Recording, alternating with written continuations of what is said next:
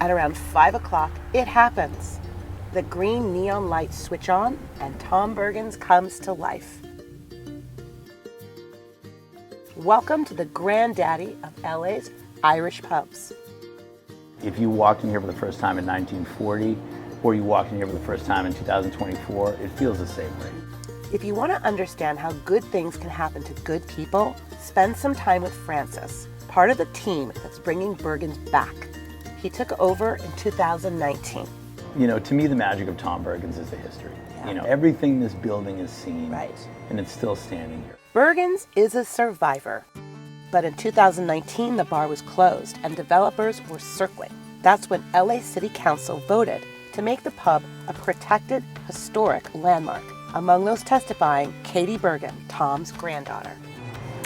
God, look at this. Just how does it feel to walk in here again? It's great. I love being here. Reminds me of my grandfather, who was here every single night of his life. Katie's grandfather started all this in 1936 in this old Tudor building on Wilshire. It was across from what would become the May Company department store, then under construction, now restored as the Academy Museum. This bar was at the original Bergens. He built this place, and then when it was ready to go, a lot of his customers helped carry this bar down Wilshire and then down Fairfax, and it's still here today. I grew up in LA. For me and my friends, Bergen's holds a special spot. It's more than just an amazing bar. It's all about the history and tradition that began decades ago. St. Patrick's Day is their Super Bowl.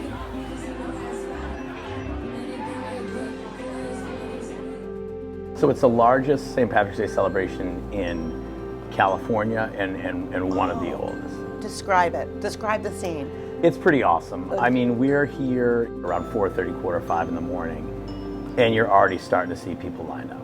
It's just so overwhelming to 3 generations of one family, 4 generations of one family, pointing up to the same bar. You know, knowing that like you're helping be a part of that happen is pretty rad.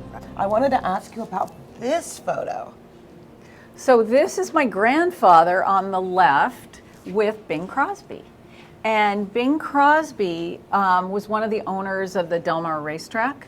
And so he asked my father to open the concession. So let's see, 1937. For Katie, this photo from 1964 sums up her childhood. So we would come in, there were 4 of us, me, my sister Sean, my brother Tom, and my other brother Joey. This was where our table was, right by the fireplace. There's not much that needs to change. I mean, the world will turn, you know, technology changes, things like that, music changes, food changes, but at the end of the day, as long as people feel the same when they come in here, you know, then it works. But thank you for what you do, God. It's amazing. We love Bergens. We're lucky to be stewards here for the time we have. The goal is to make 12 Irish coffees in 90 seconds. When it comes to Irish coffee, it's no contest. No one does it quite like Tom Bergens, and Danny, the bartender, has the trophy to prove it. If you want to taste the Irish whiskey. Danny showed me how it's done. How many of these do you think you make a day, a night? A night will make a few hundred. Whoa. Yeah. Wow. A true work of art. And there we go. Ooh, they look so cool. Then it was my turn. So we're just gonna keep Whoa, going. keep going, keep going. Keep going. Yeah, there we go. So just kind of like, do we do that? Like Yeah, there that? we go. Yeah. And it should settle right on top. So the cream sort of puts it all together. So without the 100%. cream, what would it taste like? I don't think it would be. It'd be like leaving your house without shoes. You need the shoes. Tell me about the food. We keep a classic pub style menu, so some traditional fare like fish and chips, shepherd's pie, things like that. You know, we do what we call our classic burger. I really like the size of the burger. I figured that size would be perfect here. Yeah, I'm trying to get you full off of flavor, not quantity. There is one tradition above all that makes Bergens so special. Look up and you'll see thousands of shamrocks covering the ceiling, names of only the most loyal customers. The walls do talk. There's a D. Seuss behind me, I think. There's a B. Murray. I've seen Schwarzenegger, Kiefer Sutherland, Yeah. Luke Perry. I know like Ronald Reagan was presented one in the Oval Office in the 80s. Tell me about the Cary Grant booth. That was his spot. That's where he hung. His shamrock is the only one that's kind of preserved and hung above that booth. Like any Irish pub, they have their stories at Bergin's. No one really remembers how the shamrock tradition started. Well, here there's some up in here. They're all old. Mike Mandikick bought the bar from Tom Bergen back in 1973. When you took over, these shamrocks were already on the wall, right? They were on the wall, and these were all carved out of boxes that came in. Sprayed them green, and then put their names on there. The story I've heard is in the 70s and 80s, they say it was easier to get into Harvard Law School than it was to get a shamrock on the ceiling here. I know that feeling. So does my friend Nicole. Well, I actually grew up across the street, like directly across the street, and my dad would come home from work, and we would walk across the street and we'd get a Bergen burger.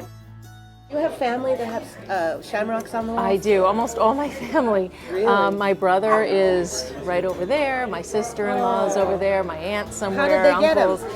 uncles. Just from being regulars. Because it's not easy to get one. No, it's not. Well, sometimes dreams can come true. We decided Oh my God! it's been long enough. Oh my God! So there you are. After waiting some 30 years for her shamrock, Frances decided it was time. Do you want to hang it? I know it's like seems silly, but like my dad's no longer here, you know, and this was our spot, you know. This was like our place to come, and this means a lot. No. They say this is why Bergen's was saved. It is truly a community with traditions that don't fade over time. We wanted to give you this because you are true vintage LA. Thank you so much. You get your own shamrock. This is like getting a key to the city. I know, right? This is a no, big honestly, thank you from the deal. bottom of our hearts. Thank you. You hang here. So much. You are now a part of LA history. It's like the best.